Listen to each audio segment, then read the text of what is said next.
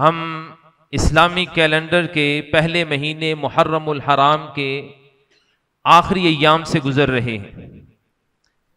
ये महीना उन 4 महीनों में से एक महीना है जिनके बारे में अल्लाह दुल जलाली वल इकराम ने कुरान मजीद में इरशाद फरमाया, इन्ना इद्दतश शुहूरि इंदल्लाहि इस्ना अशर शहरन फी किताबिल्लाह यौम खलक़स समावाति वल अर्द,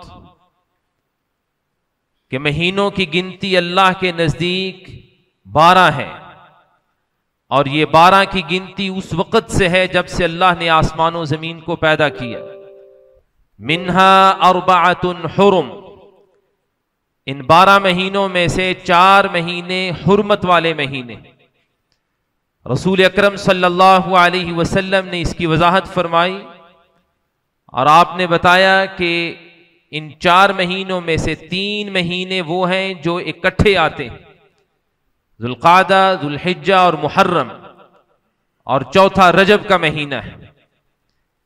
ये हुर्मत वाले महीने हैं जिनके बारे में अल्लाह का फरमान है कि ज़ालिका दीनुल क़य्यिम फला तज़लिमू फ़ीहिन्ना अनफुसकुम, ये सीधा स्ट्रेट दीन है, लिहाजा इन महीनों में अपने ऊपर जुल्म मत करो। इसका मतलब यह नहीं कि इन महीनों के सिवा बाकी महीनों में अपने ऊपर जुल्म करना जायज, और अपने ऊपर जुल्म करने का मतलब अल्लाह के साथ शरीक ठहराना। सबसे बड़ा जुल्म अल्लाह के साथ शिर्क का इर्तिकाब करना है। इन्ना शिर्क लज़ुल्मुन अज़ीम। लेकिन अफसोस की बात है कि हमारे इस इस्लामिक मुल्क में इस महीने में जिस कदर शिर्क का इर्तिकाब किया जाता है शायद साल के किसी और महीने में ना किया जाता हो। और अल्लाह के साथ शरीक भी उनको ठहराया जाता है जिन्होंने अल्लाह की तौहीद की खातिर अपनी जिंदगियां कुर्बान की, उनको अल्लाह का शरीक ठहराया जाता है। सैयदना अली बिन अबी तालिब रज़ियल्लाहु तआला अन्हु, सैयदना हसन और हुसैन रज़ियल्लाहु तआला अन्हुमा, उनको अल्लाह के साथ शरीक ठहराया जाता है। और बाज़ तो इस हद तक तजावुज कर जाते हैं कि वो अली को अल्लाह और अली को रब कहने से भी दरेग नहीं करते। नऊज़ु बिल्लाहि मिन ज़ालिक। और ये सब इस महीने में होता है, मुहर्रम का महीना। और फिर एक और बड़ा जुल्म इस महीने में जो किया जाता है वो है कि उन पाकबाज हस्तियों पे तबर्रा करना और उन पे लान तान करना जिनकी कुर्बानियों की बदौलत मैं और आप आज मुसलमान हैं, जिनकी कुर्बानियों की बदौलत अल्लाह रब्बुल आलमीन ने हमें अपने सामने झुकने की तौफीक अता फरमाई। उन पाकबाज हस्तियों पे लान तान किया जाता है और उसके तोड़ के लिए दूसरी तरफ अहलुस सुन्ना वल जमाआ, अहलुल हदीस, अहले तौहीद का वो गिरोह है जो उन सहाबा इकराम रिज़वानुल्लाहि अलैहिम अजमईन की नामूस का दिफा करना अपना ईमानी फरीजा समझता है। और सहाबा इकराम के नामूस के दिफा के लिए बड़े बड़े इज्तिमाआत और कॉन्फ्रेंसेस का इनेकाद किया जाता है, जो कि बहुत जरूरी है, क्योंकि जहां सहाबा इकराम रिज़वानुल्लाहि अलैहिम अजमईन पर तबर्रा किया जाता है वहां सहाबा इकराम की इज्जत का दिफा करना भी लाजमी और जरूरी। लेकिन सहाबा का दिफा करने वालों के लिए सवाल यह है कि सहाबा इकराम रिज़वानुल्लाहि अलैहिम अजमईन की नामूस का दिफा करने के लिए कॉन्फ्रेंसेस, इज्तिमाआत, जलसे, दुरूस, जुमा के खुतबात का इनेकाद कर लेना ही काफी है या इससे आगे बढ़ के कुछ और करने की जरूरत? सहाबा इकराम रिज़वानुल्लाहि अलैहिम अजमईन के फदाइल और उनके मनाकिब का जिक्र कर देना क्या बस यही ईमान की दलील है या इससे बढ़ के कुछ और करने की जरूरत है? सहाबा इकराम रिज़वानुल्लाहि अलैहिम अजमईन को अल्लाह जुल जलाली वल इकराम ने जो मकाम अता फरमाया क्या कभी हमने गौर किया कि अल्लाह ने उनको वो मकाम क्यों दिया? उसकी क्या वजह थी? इसमें कोई शक नहीं कि अल्लाह दुल जलाली वल इकराम ने उन पाकबाज हस्तियों का खुद इंतखाब किया था रसूल अकरम सल्लल्लाहु अलैहि वसल्लम की सोहबत के लिए, इस दीन को खड़ा करने के लिए, इस दीन के लिए कुर्बानियां पेश करने के लिए अल्लाह ने उन पाकबाज हस्तियों का खुद इंतखाब फरमाया। जैसा कि सैयदना अब्दुल्लाह बिन मसऊद रदियल्लाहु तआला अन्हु का कौल है कि उलाइका अस्हाबु मुहम्मद इख्तारहुमुल्लाहु लिसुहबति नबिय्यिहि व लिइकामति दीनिहि, कि ये नबी के सहाबा हैं कि अल्लाह ने इनको चुना है, ये अल्लाह के चुनीदा लोग हैं, अल्लाह ने उनको चुना है नबी की सोहबत के लिए, अपने दीन को खड़ा करने के लिए। और उन सहाबा ने नबी की सोहबत का भी हक अदा किया और दीन को खड़ा करके दिखाया भी। ये वो सहाबा हैं कि जिनके फजाइल और मनाकिब को बयान कर देना ही काफी नहीं, बल्कि उन सहाबा किराम रिज़वानुल्लाहि अलैहिम अजमईन के किरदार को अपनाने की जरूरत। और हमें यह बात ज़हन नशीन कर लेनी चाहिए कि जब तक हम सहाबा किराम रिज़वानुल्लाहि अलैहिम अजमईन के नक्शे कदम पे चलने के लिए तैयार नहीं होते, और जब तक हम सहाबा जैसा किरदार अपनाने के लिए तैयार नहीं होते, महज कॉन्फ्रेंसेज और इज्तिमाआत और फजाइल सहाबा के अनवान से बहुत बड़े बड़े इज्तिमाआत और कट कर लेने से कोई बात नहीं बनेगी। सहाबा का किरदार अपनाने की जरूरत है। और अफसोस की बात है कि हम में से अक्सर लोग इस मामले में और इस बात में नाकाम हैं।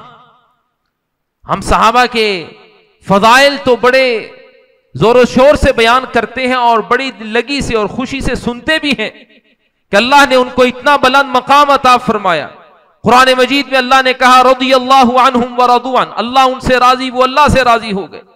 उलाइका अल्लज़ीना इम्तहन अल्लाहु कुलूबहुम लित्तक़वा, अल्लाह ने उनके दिलों की गवाही दे दी। वलाकिन्नल्लाह हब्बब इलैकुमुल ईमान, अल्लाह ने उनके दिलों में ईमान की मोहब्बत कूट कूट कर भर दी।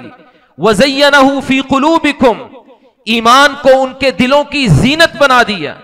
ये सहाबा के फजाइल तो हैं। अल्लाह ने उलाइका हुमुस सादिकून, उलाइका हुमुर राशिदून, उलाइका हुमुल मुमिनून हक्का, इस तरह के अलकाब से सहाबा इकराम रिज़वानुल्लाहि अलैहिम अजमईन को नवाजा। लेकिन आखिर क्यों ये मकाम अल्लाह ने उनको क्यों अता फरमाया? उनको अल्लाह ने ये मकाम दिया उनके किरदार की वजह से। और उम्मत की इस वक्त जो हालत है, जिल्लत और पस्ती की अथाह गहराइयों में जो हम गिरे पड़े हैं, उसकी वजह यह है कि हम सहाबा के फजाइल तो बयान करते हैं, किरदार की तरफ तवज्जो देने के लिए तैयार हैं। क्यों? इसलिए कि फजाइल बयान करना आसान है, किरदार अपनाना मुश्किल है। सहाबा जैसा किरदार अपनाना मुश्किल है। और सहाबा इकराम रिज़वानुल्लाहि अलैहिम अजमईन ने अपने किरदार से ऐसे बेहतरीन नमूने हमारे लिए छोड़े हैं कि अगर हम मेहनत करें, कोशिश करें, अपनी इस्लाह करने की कोशिश करें, तो अल्लाह रब्बुल आलमीन की रजा, अल्लाह की रहमत हमारे लिए उसी तरह नाज़िल हो सकती है जिस तरह अल्लाह दुल जलाल वल इकराम ने सहाबा इकराम रिज़वानुल्लाहि अलैहिम अजमईन के बारे में फरमाया कि रदियल्लाहु अन्हु, अल्लाह उनसे राजी हो। आइए जरा सहाबा के किरदार की चंद झलकियां देखते हैं। सहाबा इकराम रिज़वानुल्लाहि अलैहिम अजमईन, इनके किरदार मिसाली किरदार थे, हर एतबार से, जाती एतबार से भी, इज्तिमाई और मुआशरती एतबार से भी, हत्ता के सियासी एतबार से भी सहाबा इकराम रिज़वानुल्लाहि अलैहिम अजमईन के किरदार हमारे लिए एक नमूना है।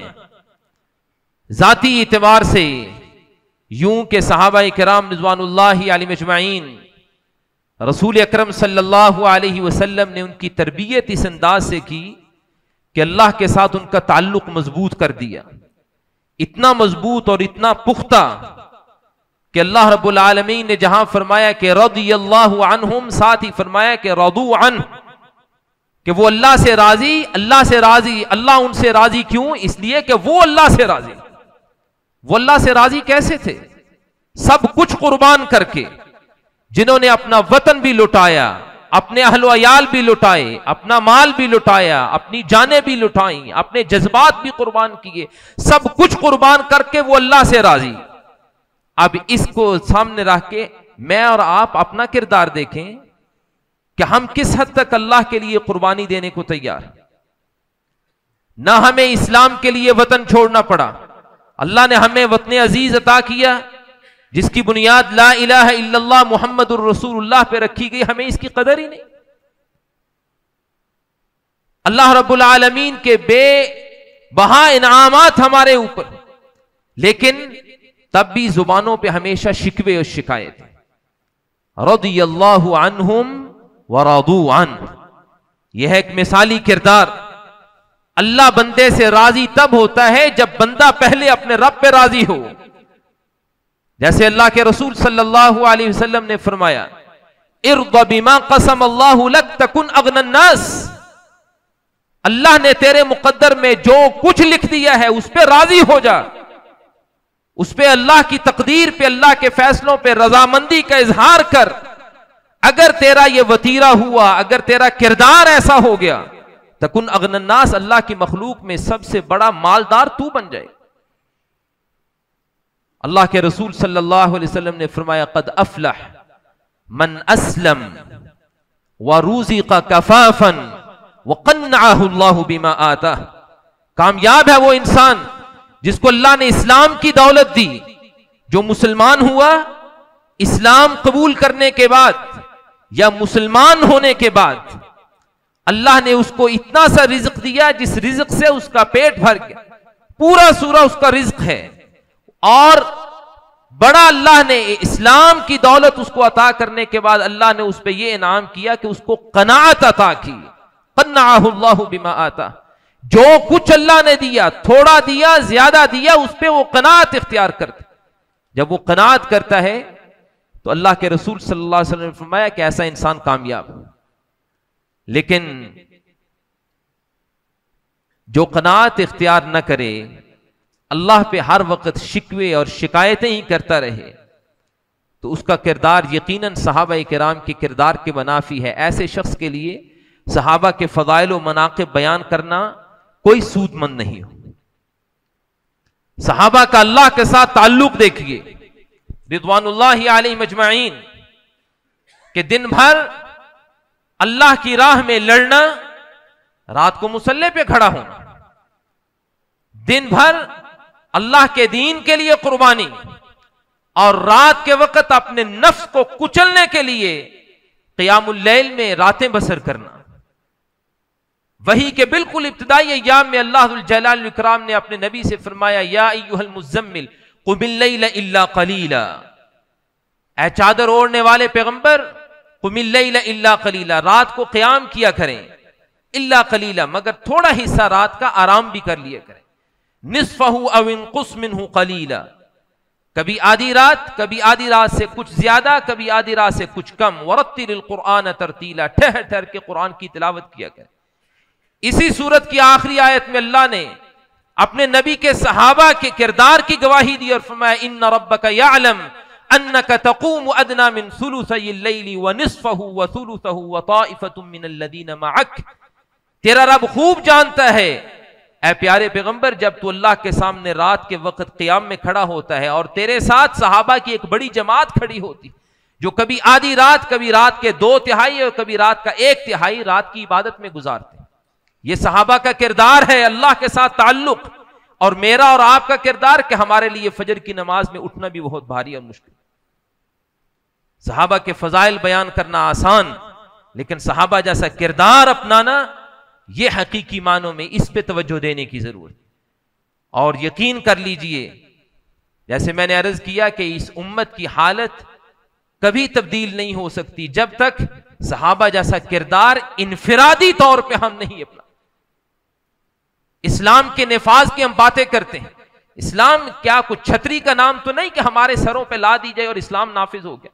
इस्लाम नाफिज करने का मतलब है मैं मुसलमान बनूं, आप मुसलमान बने, मुआशरे का हर छोटा बड़ा फर्द मुसलमान बने। या अय्युहल्लज़ीना आमनू दुखुलू फिस्सिल्मि काफ़ा, ईमानदारों इस्लाम में पूरे के पूरे दाखिल हो जाओ, सर के बालों से लेके पांव के तलवे तक मेरा पूरा वजूद मुसलमान बने। इस तरह इस्लाम नाफिज होता। लेकिन यह मामला मुश्किल, यह बात मुश्किल, हमें यह भाती नहीं है, हमारे लिए मुश्किल काम है। तहरीकें चलती हैं, बड़े बड़े दावे किए जाते हैं और नारे लगाए जाते हैं इस्लाम के निफाज के। ये हकीकी निफाज जो सहाबा किराम रिज़वानुल्लाहि अलैहिम अजमईन ने इस्लाम का किया, इस निफाज की जरूरत है और इसकी इब्तिदा हम में से हर शख्स को अपने तौर पे इनफिरादी तौर पे करने की जरूरत है। अफराद से मुआशरा तश्कील पाता है, अफराद की इस्लाह हो जाए तो मुआशरे की इस्लाह हो जाती है। मुआशरे की इस्लाह का नाम ही इस्लाम का निफाज, मुआशरे की इस्लाह ही को तो इस्लाम का निफाज कहते हैं। सहाबा किराम रिज़वानुल्लाहि अलैहिम अजमईन जहां उनका अल्लाह के साथ ताल्लुक मजबूत था, वहां अल्लाह की मखलूक के साथ भी उनका ताल्लुक बहुत मजबूत। बहुत मजबूत का मतलब कि अल्लाह की मखलूक के लिए उनके जज्बात, उनके एहसासात, दूसरों की कदर करना और अपने आप को दूसरों के सामने बिल्कुल तवाज़ो के साथ पेश करना। बेशुमार इसकी मिसालें हैं। उनमें से एक देखिए, हदीस में आता है कि सुलह हुदैबिया के बाद एक मौके पे अबू सुफियान, जो भी मुसलमान नहीं हुए थे, वो मदीना मुनव्वरा में तशरीफ लाए। मदीना में जब आए तो मस्जिद नबवी में दाखिल हुए, रसूल अकरम सल्लल्लाहु अलैहि वसल्लम से मुलाकात के लिए हाजिर हुए। मस्जिद में जब दाखिल हुए तो मस्जिद में हजरत सलमान फारसी, सुहैब रूमी और बिलाल हबशी रिज़वानुल्लाहि अलैहिम अजमईन तीनों सहाबा इकराम बैठे हुए। अबू सुफियान को दूर से आता देख के कहने लगे कि ताज्जुब की बात है, मा अखदत सुयूफुल्लाहि मिन उनुक़ि अदुव्विल्लाहि मा अखदहा। ताज्जुब की बात है, इतनी जंगें हुई, इतनी बार मुसलमानों का और कुफार का आपस में आमना सामना हुआ, लेकिन इसके बावजूद आज तक किसी अल्लाह के बंदे की तलवार इस अल्लाह के दुश्मन की गर्दन पे पड़ी नहीं। ये इन तीन सहाबा किराम ने बात की। सैयदना अबू बकर सिद्दीक रज़ियल्लाहु ताला जो पास थे, उन्होंने ये बात सुन ली, कहने लगे अतक़ूलून हाज़ा लिसय्यिदी कुरैशिन, क्या ऐसी बात तुम करते हो कुरैश के एक सरदार के लिए? देखो तो सही, बात किसके बारे में कर? अबू सुफियान को आम आदमी, और उसको इस अंदाज से तुम उसका तज़किरा कर रहे हो। बात तो उन्होंने कर दी, लेकिन अबू बकर भी तो नबी के तरबियत याफ्ता थे रज़ियल्लाहु ताला। अबू बकर ने बात की, सहाबा इकराम खामोश हो गए। तीनों सहाबा, सलमान, सुहैब, बिलाल रज़ियल्लाहु अन्हु अजमईन, तीनों खामोश हो गए, कुछ नहीं कहा, जवाब नहीं दिया। मेरे और आप जैसा होता तो तकरार करने लगता है कि वो कौन सी गलत बात है जी, दुश्मन को दुश्मन कहना चाहिए, अल्लाह का दुश्मन है, थोड़ी उसने दुश्मनी मूल ली है, थोड़ा हमें उसने सताया है, कौन सी गलत बात की है, सीना जोरी के साथ कहीं नहीं। ये सहाबा का आपस में प्यार और मोहब्बत था, ये अदब था। जानते थे कि नबी के बाद अल्लाह की मखलूक में सबसे बड़ा मकाम अगर किसी का है तो अबू बकर सिद्दीक का है रज़ियल्लाहु ताला। जुबानें बंद कर ली, खामोश हो गए। अबू बकर को खुद एहसास हुआ कि शायद मेरे इस जुमले से मेरे इन तीन भाइयों का दिल दुखा हो। खुद अल्लाह के रसूल सल्लल्लाहु अलैहि वसल्लम के पास आए और आके इस बात का तज़किरा कर दिया कि अल्लाह के रसूल, इन तीनों ने अबू सुफियान के बारे में ये बात कही और उसके जवाब में मैंने उनसे ये कहा। सुनिए जरा गौर से, अल्लाह के रसूल सल्लल्लाहु अलैहि वसल्लम ने क्या फरमाया, या अबा बकर लइन कुन्त अग़दबतहुम फ़क़द अग़दबत रब्बक। अबू बकर, पता है अगर तेरे इस जुमले से मेरे इन तीन सहाबा का दिल दुखा है, तो अगर तूने इनको नाराज कर दिया तो यकीन कर ले कि तेरा रब तुझसे नाराज हो गया। आज जुबान दराजी की जाती है सहाबा के बारे में और हम तवक्को करते हैं कि अल्लाह की रहमत हमारे ऊपर नाजिल हो। जिस मुआशरे में ऐसे लोग हों, ये तो वो तीन हैं, सलमान, बिलाल, सुहैब और अहलुस सुन्ना वल जमा हमारा एतिकाद और अकीदा है। हमारा ईमान है कि इनका मकाम और मर्तबा अबू बकर से नीचे है।